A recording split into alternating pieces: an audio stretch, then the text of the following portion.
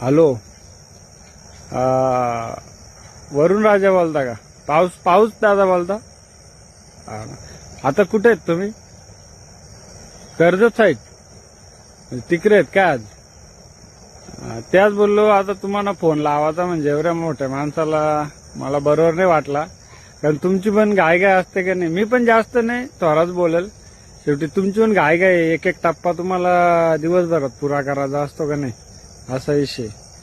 मग ऐका ना, एकच सांगा दादा, आता मी इकडं मुरबाड, शहापूर, भिवंडी या साईडच्या शेतकऱ्यांच्या वतीनं फोन लावलाय मी नाही. बोललो आता लय झाला ना, आता सगळी लोक तुम्हाला नावाजली पण का तुमचा एक नंबर आला. तुम्ही हिवाला उन्हाला यांना पण हरवलं का नाही, त्यांचं 2-2 महिने तुम्ही घेतले. आता काय आहे, आता तुम्हाला का आता राग आहे त्या माहित नाही मला, पण ह्यो राग तुम्ही शेतकऱ्यावर नका ना काढू. लय बेकारी झाले ना रायदानी. अहो 12 महिने शेतकरी मेहनत घेतो ना, बांधावर जातो तर फिरून येतो, डोलं पाण्यात भरतात, कारण अख्खा भात कोईलाय अख्खा पाण्यात ना, अशी तर आहे. म्हणून बोललो तुम्ही उद्यापासून जर तकाट नाही पडला ना तर लय बरा होईल, असा विषय. आता कसं आहे, तुमचा काय राग असेल कोणच्यावर तर शेतकऱ्यावर नका काढू.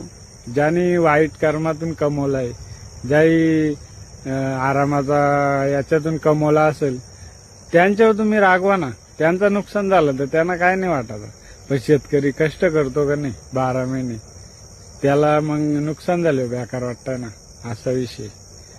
बरं मी काय सांगतो, तुम्ही काल आल तर रात्री आमच्याकडे बोलतात, रात्री 1 वाजता आल तर 5 वाजेवर होतं वाटतंय. हो, मी सामसूम झोपलो होतो, सकाळी उठलो तेव्हा समजलो पाऊस दादा येऊन गेले, असा विषय.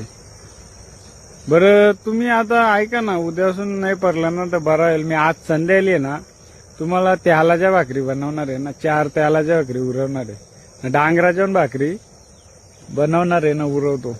मला माहित आहे तुम्हाला त्याचाच राग आलाय, कारण आता कसं आहे, शेतकरी पण पाऊस दादाला विसरलाय. पहिले कसं पावसाचं आगमन झाला का लोक त्यालाच्या भाकरी करायच्या ना, डांगराच्या भाकरी करून पावसाला उरवायच्या.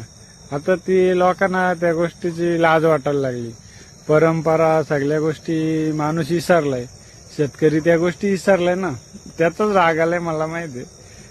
बरा आला आमचा फोन उचलला, आमच्या शेतकऱ्यांशी तुम्ही टाइम दिला बोलायला, त्यावेळेला आभारी तुमचा. हा चला मग ठेवू का?